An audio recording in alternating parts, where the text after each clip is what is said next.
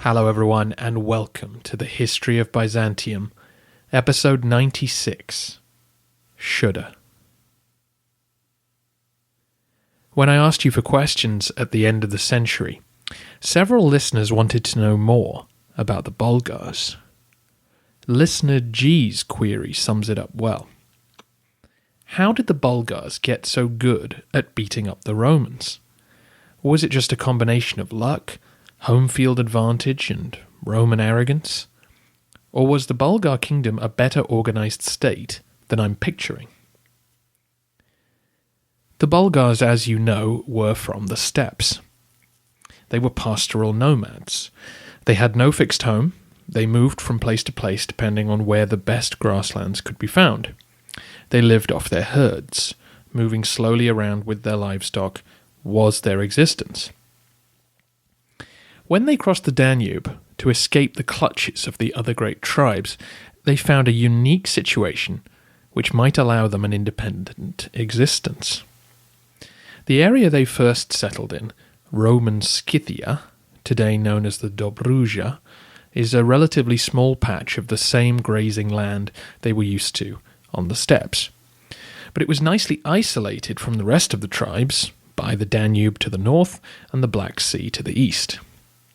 Only 100 miles or so south lay the Hemus Mountains, a natural, defensible frontier that could protect their southern flank.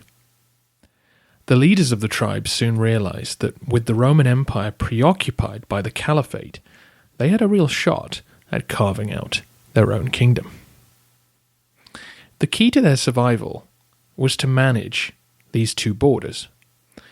During the 8th century, a combination of good fortune and military skill made sure that no threat grew too large in either direction.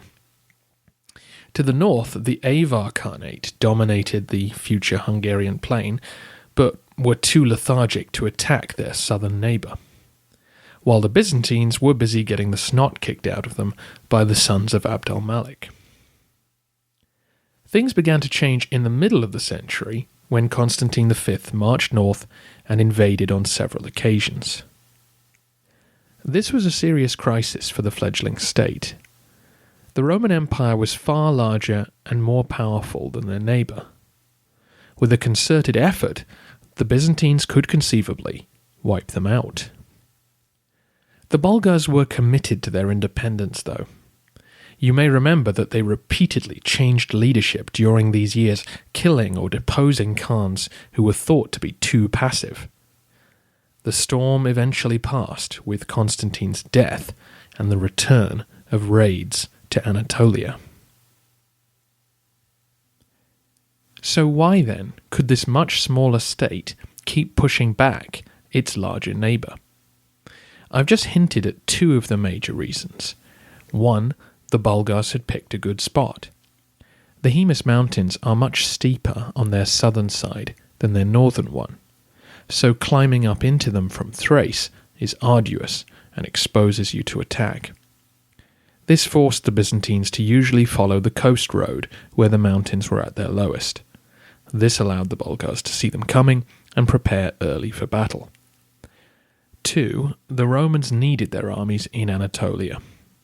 When a good commander like Constantine was given license to transfer men west, the Romans could bring their superiority to bear. But this was not often possible.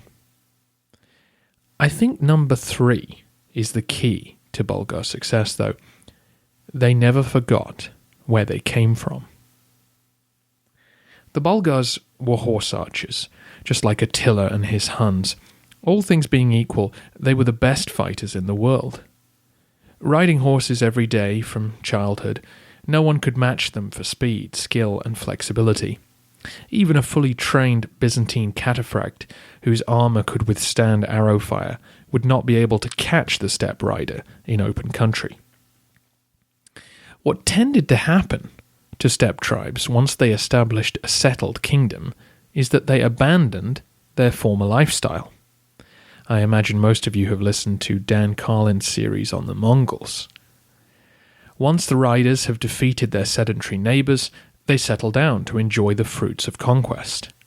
Within a generation or two, they've forgotten the hard life in the pastures that made them such formidable warriors. They become just like the sedentary people they live with. This is what happened to the Avars, and why Charlemagne was able to crush them. In a century or so, the same fate awaits the Khazars. By 800 AD, the Bulgars had some of the trappings of a settled state. They collected tribute from the Slavs and Romans living in their lands. They handed out court titles, somewhat in imitation of Constantinople. They had a capital at Pliska. But their ruling elite maintained the lifestyle of the steppes. Pliska was a winter retreat, not a fortified city. Every spring the riders would head out with their herds for the Dobruja, or indeed cross the Danube and make use of the grass there.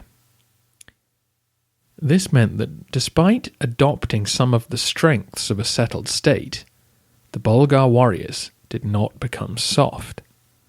This core of elite cavalrymen is what maintained their independence. Now, these skills were not enough on their own.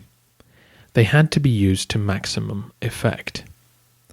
When the Byzantine army was at full strength, they could comfortably outmuscle the Bulgars in a pitched battle. Listener GG and Ben from the Italian Unification podcast both asked how the Romans would fight the Bulgars and whether their tactics differed from when they fought the Arabs. As far as we know, Byzantine tactics didn't change a huge amount. The standard setup was, as you'd expect, infantry front and centre, cavalry on the wings. The Roman horsemen would aim not to chase the steppe riders, knowing that this would lead only to misery, so various efforts were made to get close to them and either charge them or force them to fight hand to hand. The big advantage the Byzantines had, aside from numbers, was that the Bulgar infantry were usually poor. They were mostly comprised of Slavs who were lightly armed, not always well trained, and certainly not disposed to fighting pitched battles. If the Romans could meet the Bulgars on an open plain, where their superior discipline, armour and numbers could be brought to bear, then all would be well. What the Bulgars excelled at was refusing to allow this scenario to play out. You may recall that the very first battle between the sides in 680 saw the Romans surround the Bulgars and prepare to squash them. But when Constantine IV withdrew from the campaign, panic spread and the imperial army routed. Now the Bulgars might have just breathed a sigh of relief and watched them go. But no, they chased after them, mowing down anyone they could. It was this ability to capitalize on Roman indecision that made them such an effective force. More recently, you may recall that Constantine VI, desperate for a legitimizing victory, got trapped in the fortress of Markelli in 792. Without a plan, he broke out and sought battle. The Bulgars were on him the second he did, and slaughtered the ill-prepared enemy. Last episode, of course, the same tactics served them beautifully as they fell on the army at the Strymon River. So the difference between fighting the Bulgars and the Arabs comes down to size and strength. The Romans have more or less given up trying to fight the Arabs in the open. The men of the Caliphate always outnumbered them. If they don't today, they will next year, whereas the Bulgars could be overwhelmed. Because the military power of the Bulgars was built around its steppe warriors, the size of its armed forces was limited by the amount of grazing land available. If the Khan wanted more riders, he would need more grass. The only proper grass available was north of the Danube, and once tribes had settled there, it was very difficult to make them bend the knee to faraway Pliska. Similarly, the tribal system of the steppes was built on the settled populations paying tribute to their overlords. The relatively poor Slav and Roman farmers of Moesia, the old provincial name for the Khanate's lands, didn't have a huge amount to give. They offered up food and artisanal products, they served as infantrymen and bureaucrats, but it just wasn't a wealthy land. It could only offer the Bulgars so much in terms of financial support, and therefore it was difficult to expand beyond the base which existed. Based on the amount of land they had, historian Panos Soufoulis estimates that 12,000 soldiers is probably the best the Khanate could manage in one campaign. And that's based on a ratio of 9,000 infantry to just 3,000 cavalry. In part, this is because to be fully effective, steppe armies tended to have spare horses ready to go, so that they could keep fighting or fleeing when their current mount became exhausted. So you needed spare horses not being used and stable hands to look after them, and therefore also not fighting. The Roman forces in Thrace were far inferior to the steppe riders, so usually 3,000 of them were more than enough to keep the border quiet. But now, Nicephorus had put out the call to the 18,000 men of the Anatolian armies and demanded that large contingents come west to help him overwhelm the enemy. In spring 811, they began to cross into Thrace and gather at Adrianople. Nicephorus wanted to assemble the largest army he possibly could and crush the Bulgars. We don't know for sure what the emperor's plan was, but it certainly seems like the mission aimed to at least establish a Roman presence in Bulgar territory. We think this because practically the entire court went with him.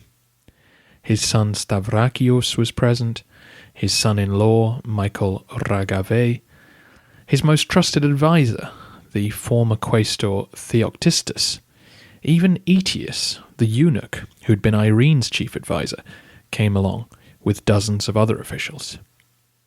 The emperor seems to have wanted them to bear witness to his triumph and perhaps be on hand to help draw up plans for how to reincorporate Moesia into the empire.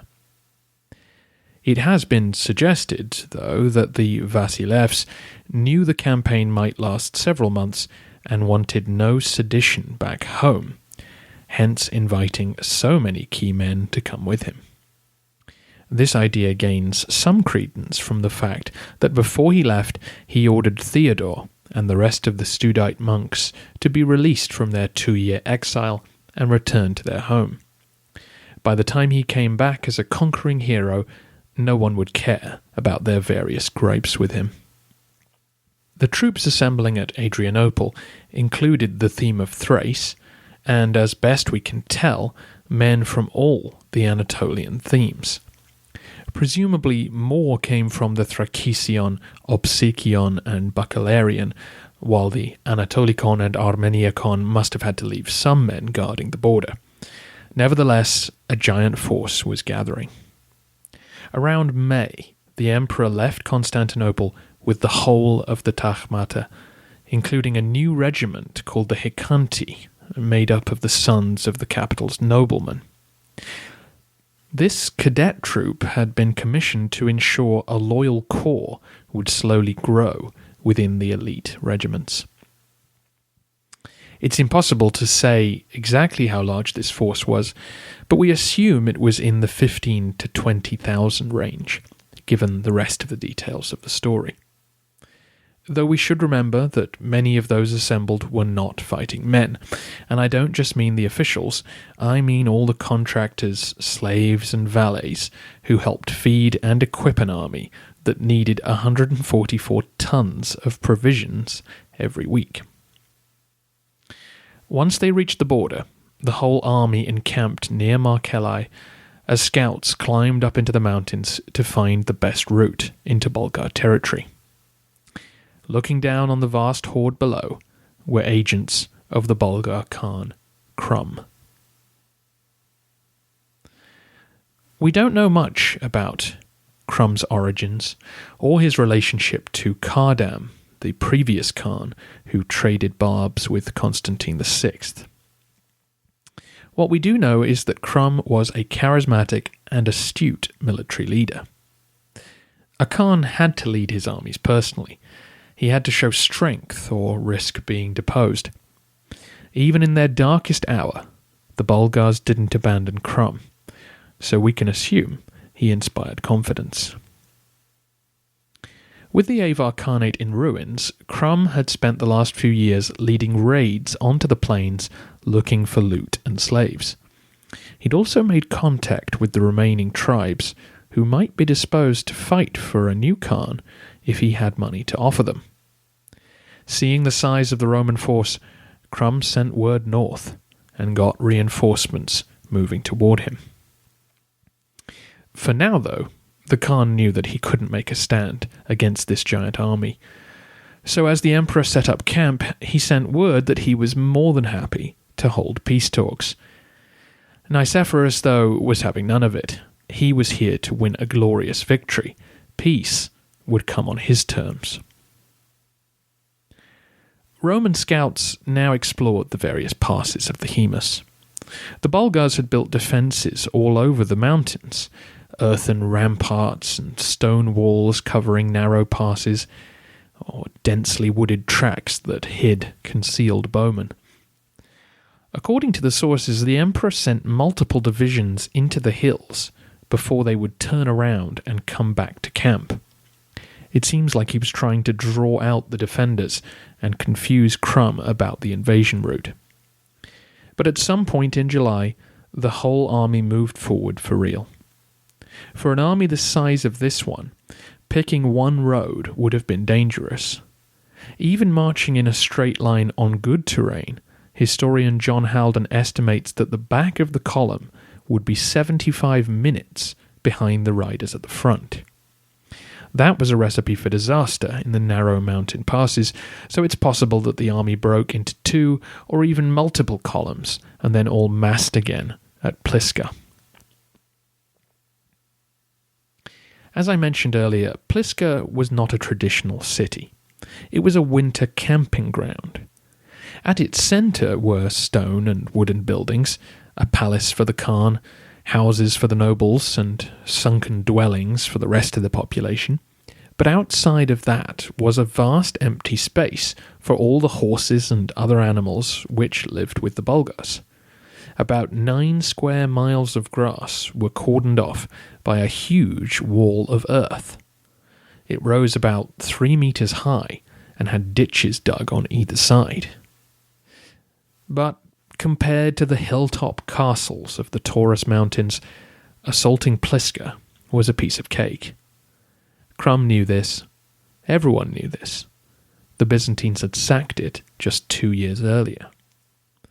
So the majority of the population fled at the news that the emperor was returning.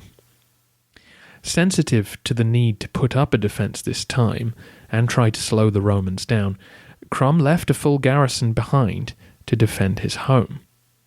But crucially, it seems he withdrew his elite cavalry with him into the mountains. Once they arrived, the Romans made short work of Pliska's defences. We don't know whether hundreds or thousands guarded it, but the sources suggest they were all killed or driven off. A relief force also engaged the Romans a day or two later and was similarly dispatched. The elite of the Byzantine military were fighting on flat, open ground, and they probably outnumbered their enemy 2 or 3 to 1. It was never a contest.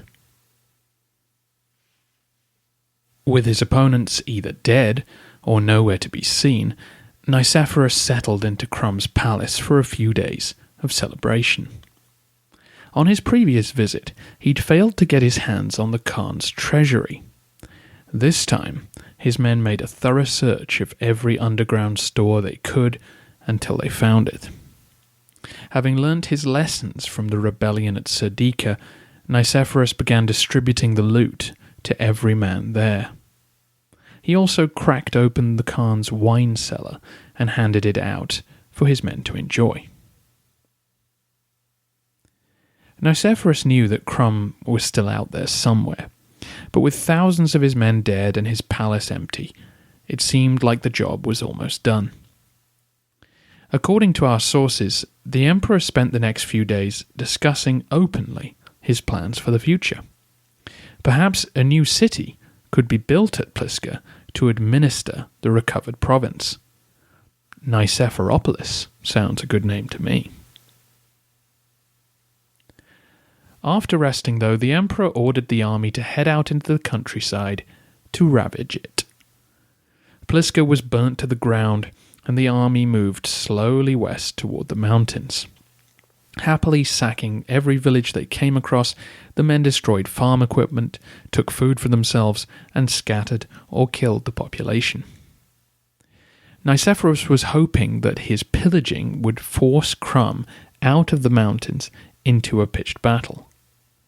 Knowing that this was unlikely, though, he decided that he would make a leisurely retreat home and do as much damage as he could in the meantime. That would undermine both Crum's legitimacy and his supplies. The essence of that plan, to cripple the Bulgar state, was sound, but unfortunately the nuance of this strategy was not communicated to the army. The bulk of the men were part-time soldiers, who had no experience of the Balkans. As far as they were concerned, the war was over. We just burnt their capital, and now we're stealing anything we like. The Bulgars are useless, and their time is over. This laxity seems to have spread from the lowest grunt to the most professional of the Tachmata. Everyone let their guard down. After a few days of savaging the land, the emperor pushed his army into a wooded valley which led into the mountains. The valley was inhabited, several villages lined its path, and it had a good source of water, a meandering river which left marshy ground the closer to its source you got. This meant that the army could go on raiding and stay supplied as they prepared to cross through the mountain passes back into imperial territory. I've put a picture on the website of a similar valley in the Balkans today. Note just how thick the trees are on each side of the path. As his men found out over the unfortunate valley, a scout rode up hurriedly to the emperor to report that the path ahead was blocked. The direct route south led through a narrow defile which had been blocked by the Bulgars. They had put together a highly stacked log palisade.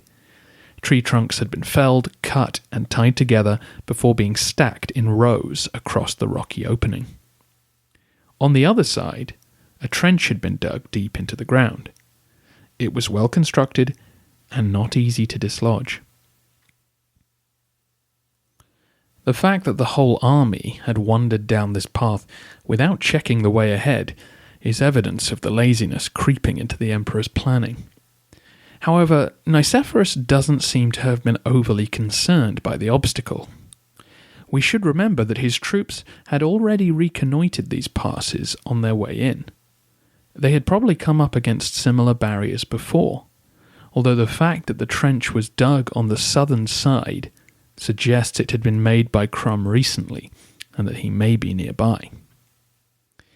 The sources tell us that the emperor panicked or went into a depression, crying that there was no escape. But this seems very unlikely. The other end of the valley was not blocked, nor was this probably the only way out. It just happened to be the main route home. Nicephorus may even have been pleased to see that the Bulgars were nearby.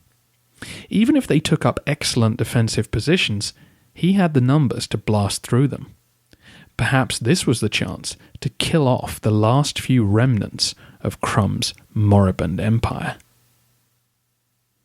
It was the afternoon when this news reached him, so he ordered the armies to camp by the river for the night. Decisions could wait until the morning. This is where the emperor truly failed. Not wanting to alarm his men, he didn't pass on the news of the barricade. He doesn't seem to have told anyone to be on the lookout for the enemy either. He didn't even take extra precautions in building a marching camp to protect himself. Repeatedly, in Byzantine field army manuals, the importance of marching camps are stressed. You must dig proper ditches, erect walls, and post sentries. Commanders who don't are dismissed as the rankest of amateurs. It takes real skill to make an army complete complex maneuvers in battle, but any fool can order his men to build a proper camp. It seems that the Takhmata and the various theme commanders just didn't think the Bulgars were a threat anymore. Each group set up its camp for the night well apart from one another along the course of the river. Above them, in the tree-lined mountains which surrounded the valley, Krum was watching. His reinforcements had now arrived, not just Avars from the north, but Slavs from the west. Between them and the hardcore Bulgar elite, he felt he had enough men to attack. And not just men. According to one source, he armed the women amongst his forces. No one would stay behind. The Romans misunderstood the raison d'etre of the Bulgars. The strength of their enemy didn't lie in their cities or their villages, it lay in their elite corps of warriors and their exploitation of their terrain. Krum could have let the Romans leave, licked his severe wounds, and hoped that some crisis in Constantinople would distract them. But Nicephorus had done such damage that their very existence was imperiled. They had to attack now and ensure that the Byzantines would never come back. If Nicephorus had taken the coast road home, Krum would have had no options, but by marching through the mountains he presented the Khan with a slim window of opportunity, and he took it. In the middle of the night, Krum gave the signal, and his forces came sweeping down into the valley and made straight for the emperor's camp. Because of its finery, the imperial tent was easy to spot, and Krum had one goal: kill Nicephorus and hope that panic would sweep away the rest. The half-defended camp was easily overrun, and soon officers of the Takhmata were woken from their dreams by the sound of screams and metal on flesh. Hundreds were hacked to death before the troops were able to form up and provide better resistance. But with no time to put on their armour, it was a futile effort. The cream of the Roman army began to fall in droves, and the Emperor Nicephorus was amongst the slain. He was probably in his early 60s and had ruled the empire for 9 impatient years. Once the initial shock was over, men began to regain their senses and realized that there was no way to make a sensible stand in the darkness. The remaining men of the Takhmata grabbed their horses and galloped into the night. Their first obstacle was the meandering river and the boggy ground it created. Unable to see this in the pitch black, horses began collapsing into it, hurling their riders into the stream. As everyone was fleeing in great haste, the men following behind now tumbled on top of them. The Bulgars, trying to create maximum panic, chased after them, slashing at their backs, sending more men tumbling into the river. Eyewitnesses said later that soon their escape was made possible by crossing the impromptu bridges which their fallen comrades' corpses had made. Roused by all the screaming, the theme troops did start waking up and donning armour to investigate. However, when the first riders appeared from the imperial camp, news that the emperor was dead and the Takhmata overrun caused instant panic. The inexperienced theme soldiers didn't have to be told twice and began running pell-mell out of the valley. You had 2 options: head north or south. South was the way you wanted to go, but it was closer to the sound of screaming men. But north meant going back the way you'd come. You know, the land you just destroyed, which now will have no food to sustain you as you try to take the long road back via Pliska. Many headed south. It was the obvious way to go. But of course, they now came across a large wooden palisade blocking their way. They kicked it, they charged it, they shot arrows at it. It wouldn't budge. Some despaired and abandoned their horses and climbed over it. But on the other side, they now discovered the huge trench. Some discovered it as they dropped into it, and the sound of cracking limbs soon convinced their comrades that this wasn't the best solution. Amidst the blind terror, someone used their brain and was able to set fire to the palisade. However, patience was thin under the circumstances, and as soon as the barricade toppled over, men began piling through it. Of course, their weight soon crushed the remaining structural integrity, and they tumbled into the trench below, where they were soon crushed by the desperate footfall of their fellow soldiers. However they could make it out of the valley, the roads of Thrace were soon busy with the shell-shocked Roman survivors.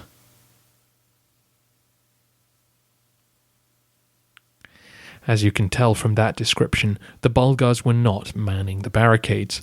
Crum had diverted all available manpower to his assault, and he'd been richly rewarded. Joining the emperor in death were dozens of high-ranking men, including the eunuch Aetius and the prefect of Constantinople. All but one of the commanders of the Tachmata fell, the strategos of Thrace and of the Anatolikon.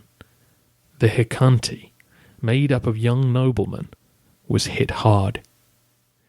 Stavrakios, the emperor's son, was wounded near his spine. His loyal men carried him all the way to Adrianople, but he was paralyzed from the waist down. Many troops did make it out that day.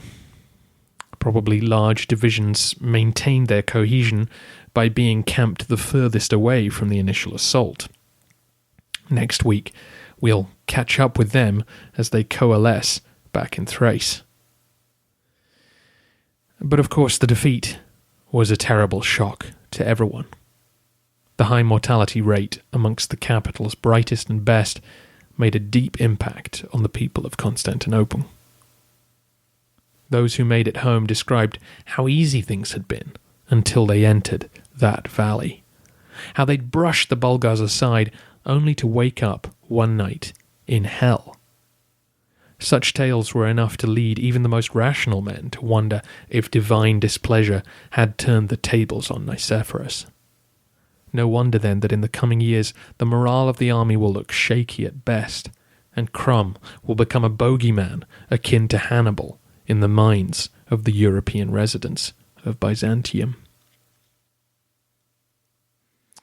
Speaking of Crum, according to Theophanes, the Khan had the emperor's head cut off and displayed to his cowering prisoners. Once it had dried out, he had it cleaned up and lined with silver. He would then toast his victory by drinking from Nicephorus's skull. There is no way to know if this is true or not. All I will say is that Theophanes is our only source for this. He hated the emperor, and he and George had doubtless read their Herodotus. And what did the father of history say about the tribes of Scythia 1,000 years earlier? That occasionally they would turn their enemies' skulls into drinking bowls. I'll also add that Crum had many Romans working for him, both defectors from Serdica and just plain Moesian Christians. That may have had no bearing on his victory celebrations, but it might have. What became known as the Battle of Pliska was a complete disaster for the Roman Empire. We'll get into the wider ramifications in a second, but just from a military point of view, a couple of historians make interesting points. John Haldon argues that overall leadership was more important in Byzantine times than it had been during the Roman Republican era. Back when an inexperienced senator might suddenly be put in charge of a major campaign, the Romans could rely on their non-commissioned officers, their centurions, tough, experienced men who fought professionally for years to help steer the army. They could help make up for poor leadership at the top, but in our era, the average soldier was semi-professional and not really used to campaign life. It was therefore imperative for the commander to set the right tone. to monitor behaviour and morale carefully and keep his men ready for every eventuality. If the armies had been on the alert and dug proper marching camps, things could have turned out differently. The Romans still outnumbered the Bulgars massively. If they'd kept their cool, they might have extinguished the Bulgar state then and there. Nicephorus therefore has to take almost all the blame for the casual attitude his men showed, which led directly to their defeat. Military historian Edward Lutwak, meanwhile, says that Nicephorus should never, ever have taken his whole army into the mountains just to get them home. It was the emperor's complete lack of a theatre strategy that cost him. Either he should have sent his men in to smoke Crum out, or he should have taken the coast road. Leading his army en masse into the mountains was a huge mistake no matter what then happened, because mountainous terrain allows the few to suddenly compete evenly with the many. So no matter the circumstances, the emperor's ignorance would have cost him something.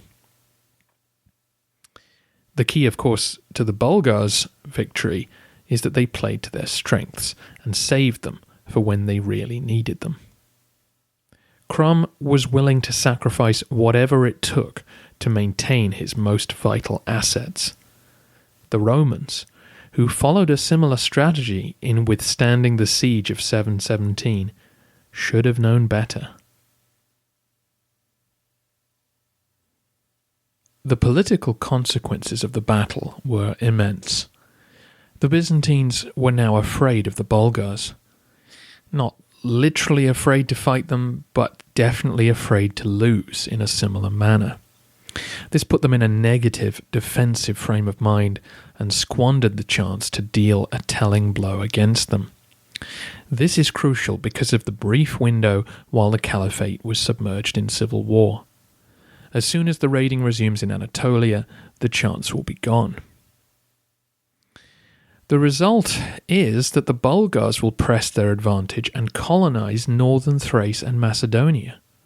By the time the Romans finally get their act together and conquer their neighbours, 200 years will have passed. It will be too late then to fill the peninsula with loyal subjects. The Bulgars will have their own written language and their own sense of national identity. In the meantime, the Romans will return to arguing about their icons.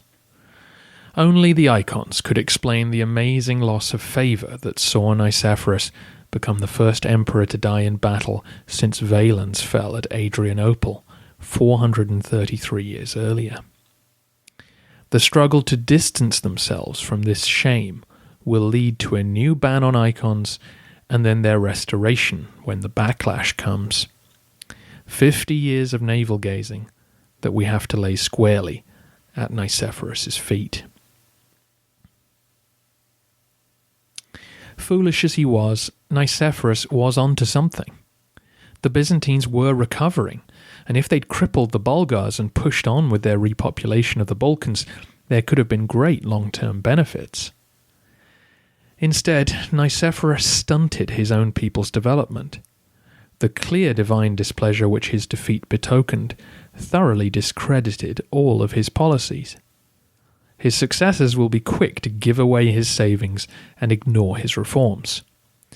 Fortunately, some of his tax policies and his new themes in Greece would survive, but he would get no credit for them, and the pioneering spirit he'd temporarily returned to the Romans was buried in the mountains.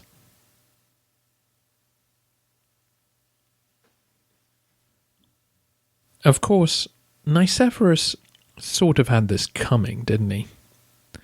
At every turn, he courted disaster. He suffered 3 army rebellions, 1 from his officials, and if they'd had any power, all those provincials he forcibly relocated would have done something. The emperor was clever and ambitious, and in a way ahead of his time. But by refusing to show any patience, he angered everyone around him. If he had returned, smug from victory, is it possible he still would have caused his own downfall through his disregard for caution? Maybe. Certainly, dying the way he did was the worst of all worlds. Not only did he destroy his own legacy, but he crippled his son, who sadly will not reign for long as a result. Comparisons between emperors can be crude, but Nicephorus reminds me of none other than Justinian. Both men worked in the palace for years before taking charge, and then exploded out of the blocks with a huge range of policies. Both taxed heavily to fund wars of reconquest, and bullied their own officials and clergy into doing their bidding. Both seemed in a hurry to see glorious projects realized as soon as possible, rather than letting them settle over time. But Justinian survived the Nika riots that so nearly saw him dethroned, and he didn't need to lead his armies in person, which could have saved Nicephorus. Our emperor, then, doesn't leave behind an Hagia Sophia or some other monument to his achievements. Instead, he handed his successors a poisoned chalice that would leave Byzantium in turmoil.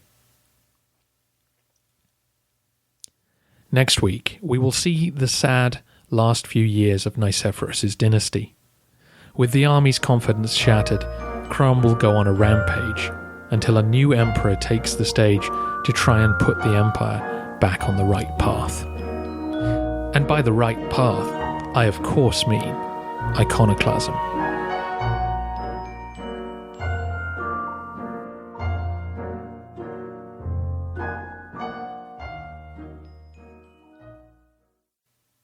It's been a long while since I asked you to help contribute to the defense of the walls of the history of Byzantium citadel. You've done such an excellent job. But with all this talk of the Bulgars advancing, I think it's time we shored up our defences just in case. If you enjoyed today's episode, then please come and bring some supplies to your loyal guardsmen. You know what they like most? iTunes reviews. Yes, strange tastes they have, but that's what they need. So if you haven't done one already, how about today?